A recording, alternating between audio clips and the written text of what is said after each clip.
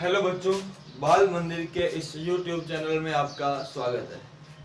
बच्चों, हम बात कर रहे हैं नाभिकीय भौतिकी लेक्चर नंबर 8, जिसमें हम लोग बात करेंगे नाभिकीय बल के बारे में। बच्चों, इससे पहले हम लोगों ने बात कर ली थी प्रति न्यूक्लियन नाभिकीय बंधन ऊर्जा। क्या बात कर ली थी बच्चों? प्रति न्यूक्लियन नाभिकीय बंधन ऊर्जा। पहले मैं उसके ऊपर एक सवाल करवाता हूँ, फिर मैं आगे बताऊंगा। सवाल है, पहले एक क्वेश्चन ले लेते हैं। 6C12 कार्बन परमाणु के लिए प्रति न्यूक्लियन नाभिकीय बंधन ऊर्जा ज्ञात करो। प्रति न्यूक्लियन नाभिकीय बंधन ऊर्जा ज्ञात करो। नाभिकीय बंधन ऊर्जा ज्ञात करो। मैं इसके बारे में और वक्र के बारे में अच्छे से जानकारी दे चुका हूँ, आप लोगों को कंप्लीट इंफॉर्मेशन बता दी है। आज इसके ऊपर हमने एक क्वेश्चन लेके आए 6C12 वाला, जो हम लोग आज डिस्कस करेंगे। क्या है सवाल ये, इसको हम डिस्कस करेंगे, ध्यान रखना। तो इसमें हमको गिवन है प्रोटॉन का द्रव्यमान दिया हुआ है 1.007277। प्रोटॉन का द्रव्यमान दिया हुआ है 1.007277 AMU या U। ये हमको किसका द्रव्यमान दिया है? प्रोटॉन का। और न्यूट्रॉन का दिया है 1.008665।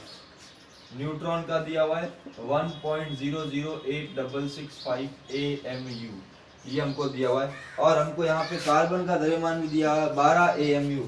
कार्बन का द्रव्यमान कितना दिया हुआ है? 6C12। क्या दिया हुआ है? 12 AMU। ये हमको सारी इंफॉर्मेशन क्या है, हमको गिवन है, ध्यान रखना। अब इसके आधार पे हमको क्या निकालना है, इसकी प्रति न्यूक्लियन बंधन ऊर्जा का मान क्या करना है, ज्ञात करना है, ध्यान रखना है इस सवाल से संबंधित। तो ये सवाल आपको गिवन है, तो आप लोग इसको कर सकते हैं, ध्यान रखना। इसको आप अपने स्तर पे करके बताएं मुझे, ध्यान रखना।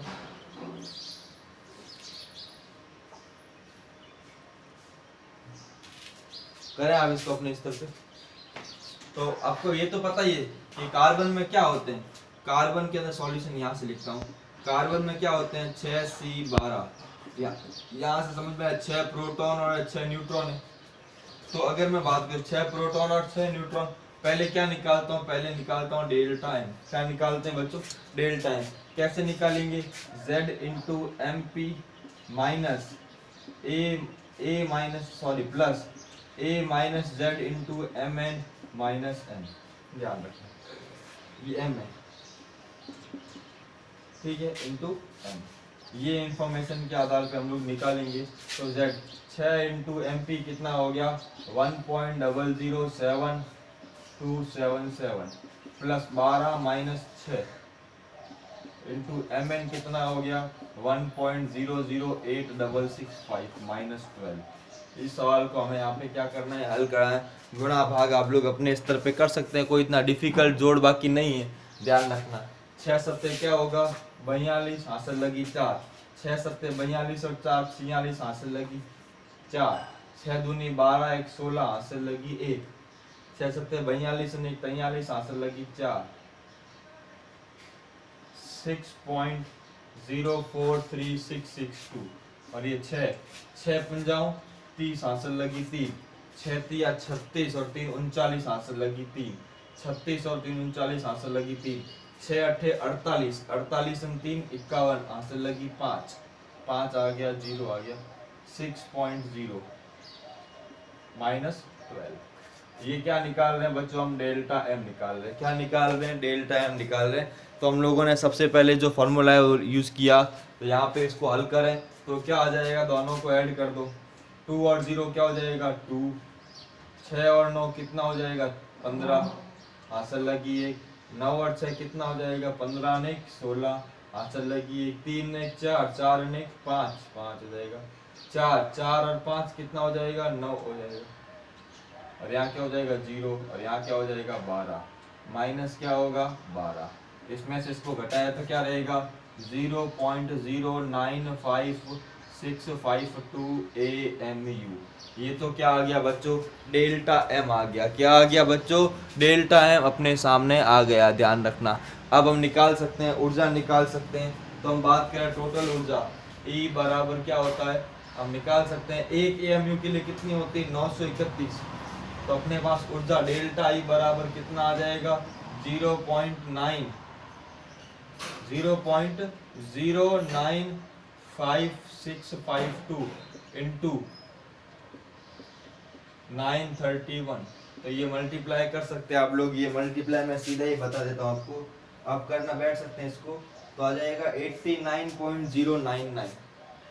931 होता है या कहीं 931 पॉइंट यूज करते हैं, इससे कोई फर्क नहीं पड़ता है। तो मल्टीप्लाई करोगे तो आंसर आ जाएगा 89.099। 89.099 मेगा इलेक्ट्रॉन वोल्ट। ये क्या आ गई डेल्टा ई, क्या आ गई डेल्टा ई आ गया। पर हमें पूछा है प्रति न्यूक्लियन बंधन ऊर्जा, क्या बोला है प्रति न्यूक्लियन बंधन ऊर्जा। तो अगर मैं प्रति न्यूक्लियन बंधन ऊर्जा की बात करूंगा तो मैं यहाँ लिखता हूं प्रति न्यूक्लियन बंधन ऊर्जा डेल्टा ईपी बराबर क्या हो जाएगा, या उसको हम डेल्टा, ये नाम इसको देते नहीं है, बराबर क्या हो जाएगा 89.099 डिवाइड बाय क्या हो गया 12, क्या हो गया 12 सत्ते 84, 5 रहा 0. 12 चौक 48, 2 12 दूनी 24, 12 चौक 48 मेगा इलेक्ट्रॉन वोल्ट। आंसर क्या आ गया 7.424 मेगा इलेक्ट्रॉन वोल्ट। तो ध्यान रखना। तो इस तरह के सवाल आपको अक्सर देखने को मिलेंगे और ये बहुत इजी सवाल होते हैं। ध्यान रखना सारे इन्फॉर्मेशन इनमें लगभग गिवन होती है, इस बेसिस पे आपको ये सवाल करने होते हैं। बच्चों नोट कर लो।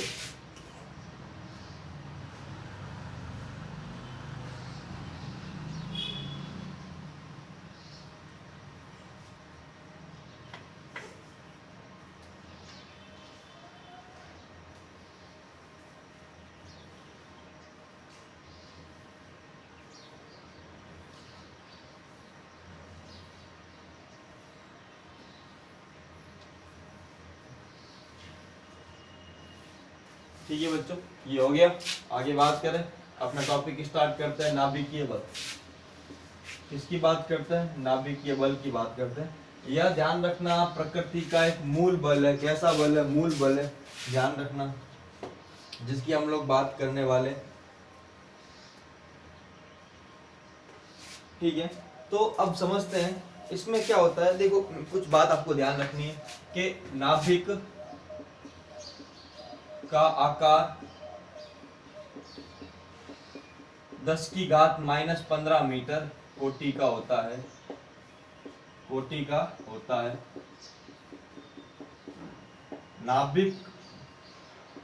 नाभिक में उपस्थित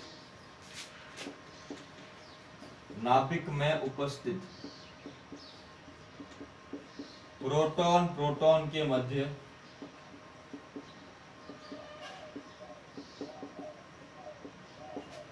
प्रबल प्रतिकर्षण, विद्युत प्रतिकर्षण बल कार्य करता है। विद्युत प्रतिकर्षण बल कार्य करता है।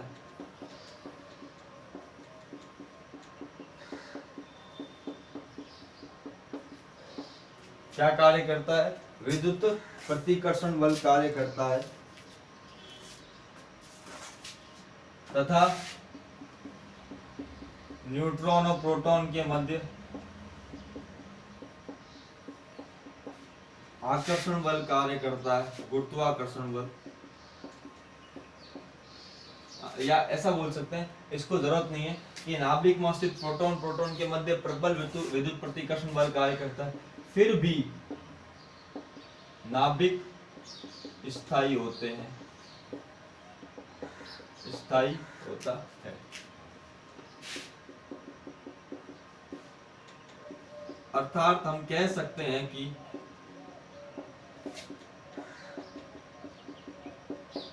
नाभिक में एक अन्य बल कार्य करता है, एक अन्य बल कार्य करता है जो न्यूक्लियनों को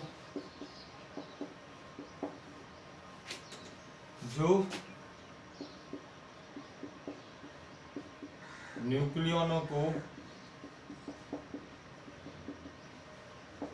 बांध कर रखने का कार्य करता है।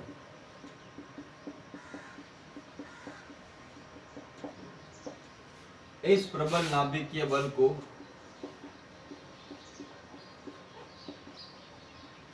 इस प्रबल बल को या इस बल को नाभिकीय बल कहते हैं। क्या कहते हैं इसे? नाभिकीय बल। समझना कि नाभिक के अंदर प्रोटॉन प्रोटॉन के मध्य प्रबल प्रतिकर्षण बल कार्य करता है, फिर भी नाभिक स्थायी होता है, अर्थात नाभिक में एक अन्य बल कार्य करता है जो न्यूक्लियनों को बांध कर रखने का कार्य करता है। इसी प्रबल बल को हम लोग क्या कहते हैं? नाभिकीय बल कहते हैं। क्या कहते हैं? नाभिकीय बल कहते हैं। ध्यान रखना। और यह बल का मान तो नहीं याद कर सकते क्योंकि नाभिक बहुत छोटा होता है, पर ध्यान रखना कि नाभिकीय बल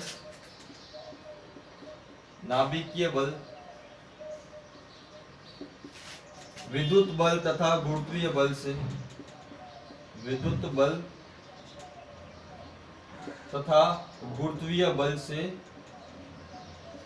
प्रबल होता है। ध्यान रखना बच्चों, क्या होता है?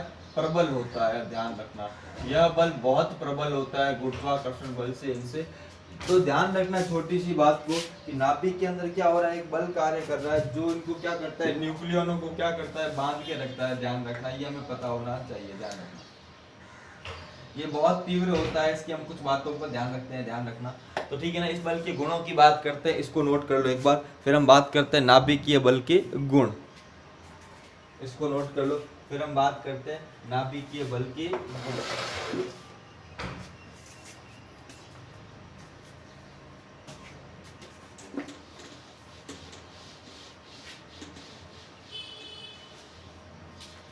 नाभिकीय बल के गुण।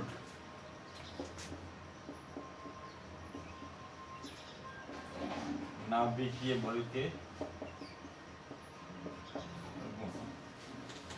तो ध्यान रखना, नाभिकीय बल के गुणों की बात करें तो ध्यान रखना नाभिकीय बल की प्रकृति क्या होती है? आकर्षण प्रकृति होती है। नाभिकीय बल की प्रकृति कैसी होती है? आकर्षण प्रकृति होती है। कैसी प्रकृति होती है? आकर्षण प्रकृति होती है। ध्यान रखना, क्योंकि उनको बांध के रखने का कार्य करता है, अर्थात इस बल की प्रकृति कैसी होती है? ध्यान रखना, ये आकर्षण प्रकृति होती है। ध्यान रखना,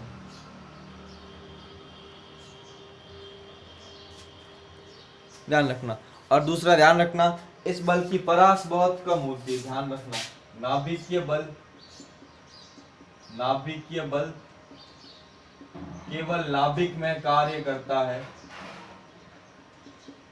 नाभिक में कार्य करता है, अतः इस बल की परास अत्यंत कम होती है। क्या होती है? अत्यंत कम होती है।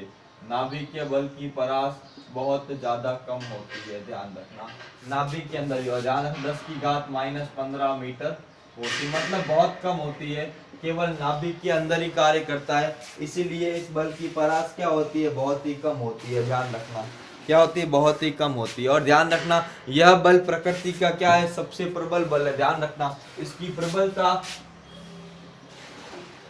प्रबलता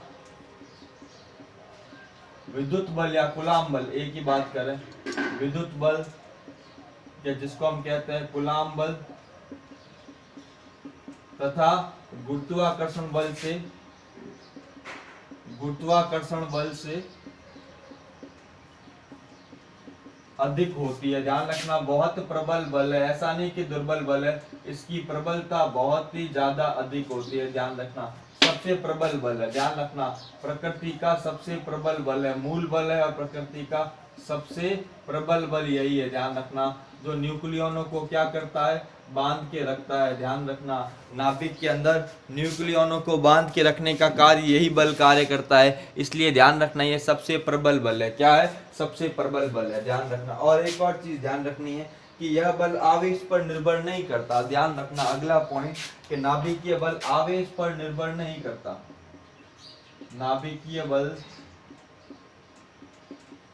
आवेश पर निर्भर नहीं करता है, आवेश पर निर्भर नहीं करता है। अर्थात प्रोटॉन प्रोटॉन के मध्य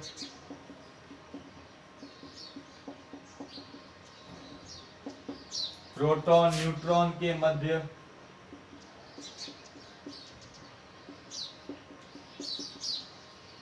तथा न्यूट्रॉन न्यूट्रॉन के मध्य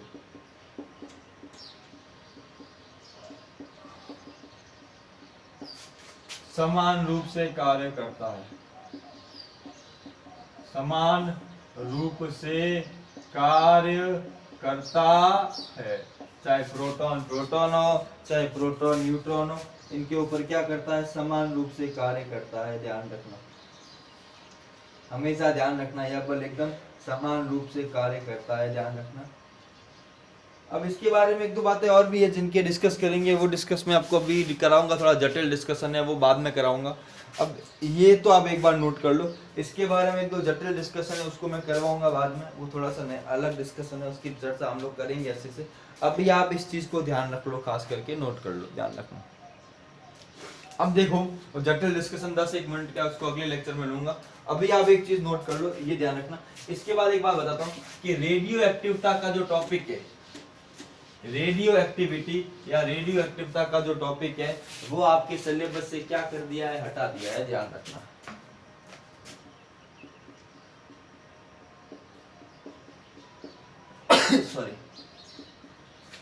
सॉरी रेडियो एक्टिविटी या रेडियो एक्टिविटी, ये टॉपिक सिलेबस से क्या कर दिया है, इसको हटा दिया है कंप्लीटली। रदरफोर्ड सोडी का नियम हो या कंप्लीट हो, अल्फा बीटा गामा किरणें हो, इसको कंप्लीटली आपके सिलेबस से क्या कर दिया गया है, हटा दिया गया है।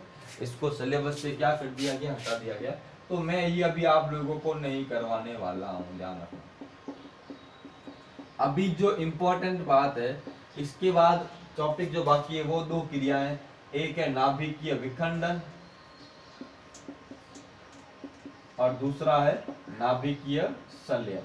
2 क्रियाएं हैं, मैक्सिमम 2 दिन और है तब ये पूरा हो जाएगा। और फिर मैं पहली बुक का कोई चैप्टर स्टार्ट करूंगा, कौन सा करेंगे उसकी हम बात करेंगे, स्टार्ट हम लोग वो करेंगे, ध्यान रखना। तो ये बातें हो गई। और अभी एक इंफॉर्मेशन है कि अभी हम लोग शायद आप लोगों को स्कूल में प्रैक्टिकल्स रिलेटेड कुछ काम के लिए आपको बुला सकते हैं, मे बी, तो बी रेडी। सब लोग वीडियो देखेंगे, उन्हीं को फायदा होगा लैब वगैरह में आने का, बाकी फायदा नहीं होगा। आप जितना अपना एफर्ट यहाँ लगाओगे उतना आपको जब भी स्कूल खुलेगी, जब भी आपको बुलाएंगे, आपको बहुत फायदा होगा, वरना कोई फायदा नहीं। इसलिए you have to watch all these videos, otherwise काम नहीं चलेगा, आपको देखने ही पड़ेंगे। ठीक है बच्चों, तो आज के लिए हम इतना ही रखते हैं। बस आप पढ़ाई करते रहें, अपनी पढ़ाई में कमी नहीं रखें। जितना अभी आपके पास सेल्फ स्टडी का बहुत टाइम है, इस टाइम को क्या करें, यूटिलाइज करें, अच्छे से यूटिलाइज करें, वरना फिर वही जिंदगी भर एक ही बात रहेगी, काश थोड़ी सी पढ़ाई की होती। और घर पे रहें, सेफ रहें, कोरोना से बच के रहें, ठीक है ना। और ठीक है, तो आज इतना ही करते हैं, आगे और डिस्कस करेंगे। थैंक यू सो मच बच्चों।